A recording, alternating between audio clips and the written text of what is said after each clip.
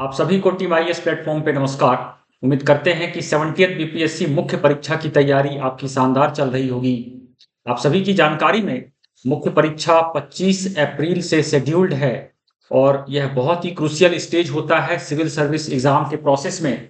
आपको मुख्य परीक्षा में अच्छा परफॉर्म करना होता है, तभी आप इंटरव्यू कॉल को सुनिश्चित कर सकते हैं और फाइनली आप जो फाइनल मेरिट लिस्ट है उसमें अपने नाम को दर्ज कर सकते हैं। आज का जो वीडियो है वह एक क्यूरियस ऑब्जर्वेशन पर आधारित है। टीम आईएएस का जो मेंस का टेस्ट सीरीज चल रहा है उसमें कई स्टूडेंट्स इनरोल्ड हैं। हर स्टूडेंट के अपने स्ट्रॉन्ग पॉइंट्स और वीक पॉइंट्स होते हैं और सभी स्टूडेंट्स यूनिक होते हैं। हर स्टूडेंट की अपनी अपनी समस्याएं होती हैं जहां तक राइटिंग स्किल्स की बात है और आंसर राइटिंग स्किल्स की बात है। जैसा कि मैंने कहा कि सभी स्टूडेंट यूनिक होते हैं, इसीलिए समस्याओं का नेचर भी सबका अलग अलग होता है। हम लोगों ने इस चीज को नोटिस किया है कि आप सभी डियर स्टूडेंट्स में एक पर्टिकुलर जो इश्यू है, समस्या जो है, लगभग बहुत सारे स्टूडेंट्स में देखा जा रहा है। वह यह है कि स्टार्टिंग अगर गड़बड़ हो गया तो क्या करें। मान लीजिए स्टार्टिंग में आपको कुछ इश्यूज आ गए, कुछ क्वेश्चंस हैं, कुछ आंसर्स हैं और वहां पर अगर आपने चैलेंजेस फेस किया तो एक सबसे बड़ा जो खतरा बना रहता है कि कहीं पूरा पेपर खराब ना हो जाए। इस वीडियो में बने रहिएगा क्योंकि हम लोग इस पर्टिकुलर एस्पेक्ट के बारे में बात करेंगे, that is starting problem is the big problem. Video के मेन कंटेंट को शुरू करने से पहले वन जेंटल रिमाइंडर, अगर आपको हमारे वीडियोस अच्छे लगते हैं तो कृपया हमारे चैनल को सब्सक्राइब करें, बेल आइकन को प्रेस करें, अपने दोस्तों के बीच में हमारे वीडियोस को अवश्य शेयर करें। So let's start with the main content of the video. Starting problem is the big problem. आप इसको उदाहरण के रूप में समझें।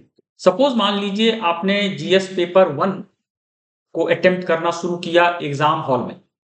आपने सबसे पहले डेटा इंटरप्रिटेशन के क्वेश्चन को चूज किया और आपने उसे बनाना शुरू किया, क्योंकि एक प्रकार की आम धारणा है कि डेटा इंटरप्रिटेशन के क्वेश्चन को जब आप बनाते हैं और अगर आप उसको बाय एंड लार्ज जो 50 मिनट्स का फ्रेम है उसमें अगर डीआई के दोनों क्वेश्चंस को अटेम्प्ट कर लेते हैं 45 से 50 मिनट्स, और अगर आपके दोनों क्वेश्चन सही होते हैं या दोनों क्वेश्चंस मिला के अगर आपके 60 से 65 मार्क्स बैठ रहे हैं तो आपने बहुत ही शानदार शुरुआत की है। सो वेरी रिमार्केबल ओपनिंग आप कह सकते हैं। लेकिन हर बार ऐसा नहीं होता है। कई सारे ऐसे कैंडिडेट्स होते हैं जो डीआई के क्वेश्चन से शुरू करते हैं पेपर को और पहले ही क्वेश्चन में वह फंस जाते हैं। उन्हें लगता है कि इस पर्टिकुलर क्वेश्चन को वह अटेम्प्ट करके सही कर सकते हैं सारे उत्तर को, लेकिन जब क्वेश्चन में कोई स्टूडेंट फंस जाता है तो वह डेडलॉक की स्थिति क्रिएट करता है। आपको समझ में नहीं आता है कि उस क्वेश्चन में अब कितना टाइम दें, क्या उस क्वेश्चन से बाहर निकलकर किसी और क्वेश्चन को अटेम्प्ट करें या ना करें। यह सिर्फ डीआई के साथ ही नहीं होता है, कई बार 38 मार्कर क्वेश्चन में भी इस तरह का होता है, जहां आप लिखना तो शुरू करते हैं लेकिन आपका ट्रैक डिरेल हो जाता है और आप समझ जाते हैं विद इन योरसेल्फ कि आपने अच्छे से नहीं लिखा है और स्टार्टिंग प्रॉब्लम आपके पहले ही क्वेश्चन में आ जाता है।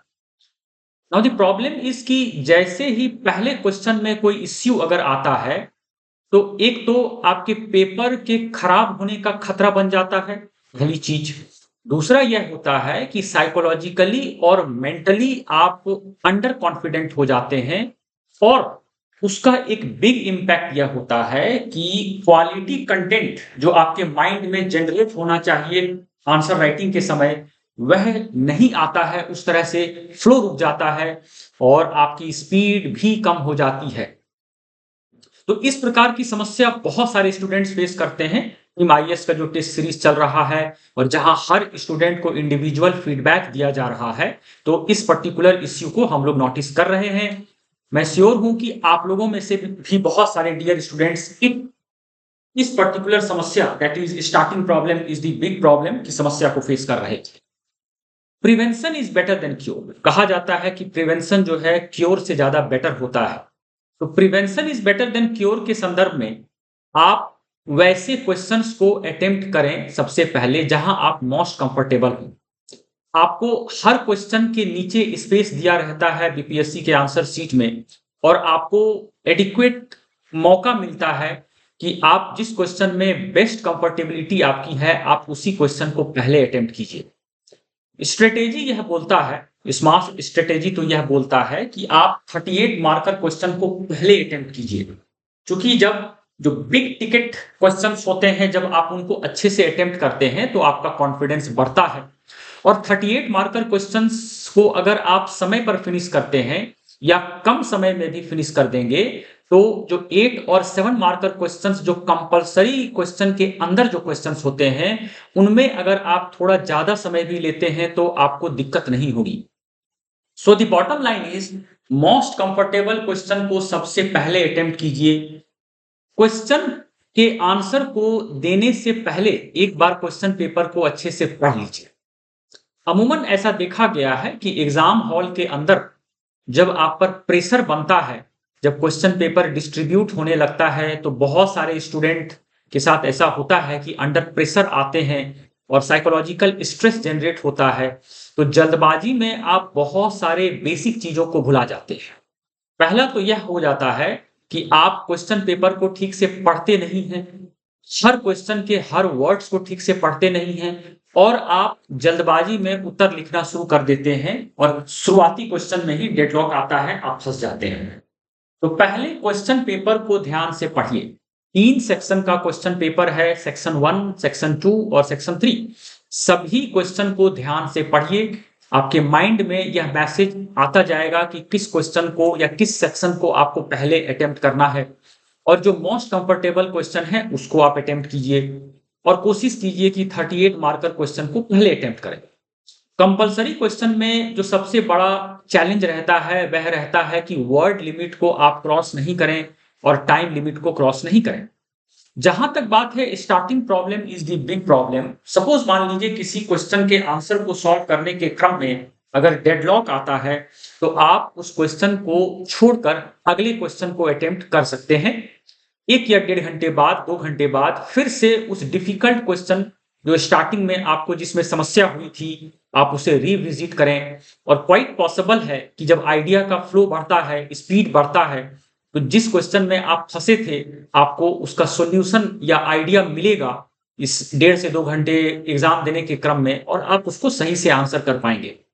लेकिन अगर आप एक क्वेश्चन में फंस के रह जाते हैं, तो उस पर्टिकुलर क्वेश्चन में इतनी क्षमता होती है कि वह आपके पूरे पेपर को बर्बाद कर सकता है। आप जिन क्वेश्चंस के आंसर जानते हैं वह भी आपके गड़बड़ हो सकते हैं, अगर आप starting problem is the big problem जैसे क्वेश्चंस में फंस के रह गए तो। द सॉल्यूशन इज कि जल्दी से उस क्वेश्चन से बाहर आइए और कॉन्फिडेंस को गेन कीजिए मेंटली। मेंस के एग्जाम में प्लीज अंडरस्टैंड, वह जो 3 घंटे होते हैं उसमें आपके सारे मेंटल और फिजिकल एंड्योरेंस पावर का टेस्ट हो जाता है।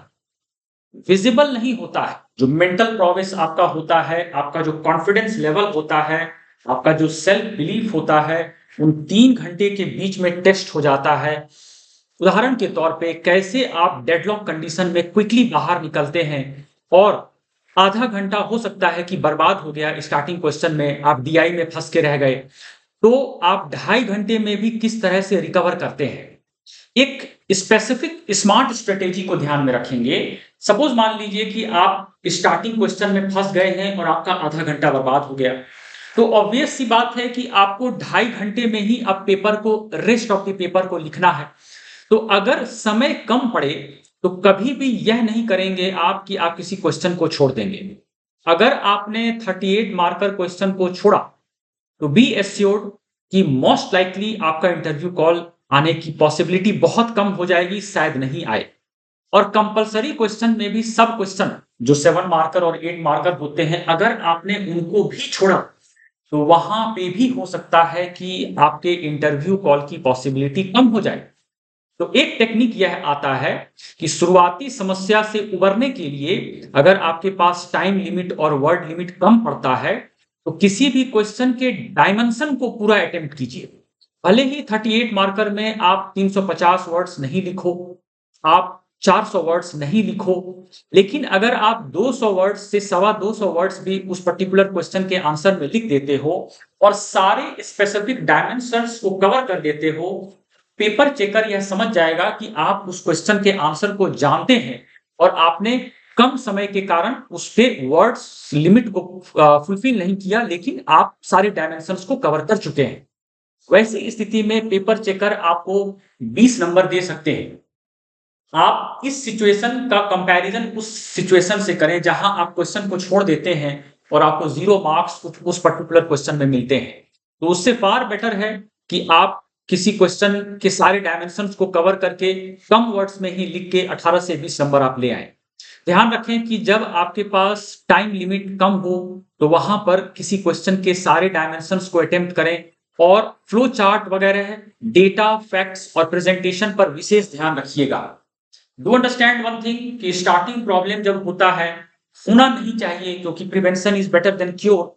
वैसी स्थिति में आपके पास प्लान बी रेडी होना चाहिए और वैसी स्थिति में कैसे आपको रिकवर करना है उसके लिए आपको हमेशा मेंटली प्रिपेयर्ड रहना है।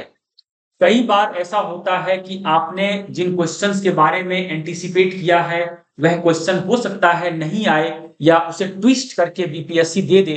तो वैसी स्थिति में भी शुरुआती समय में डेडलॉक आने की पॉसिबिलिटी होती है।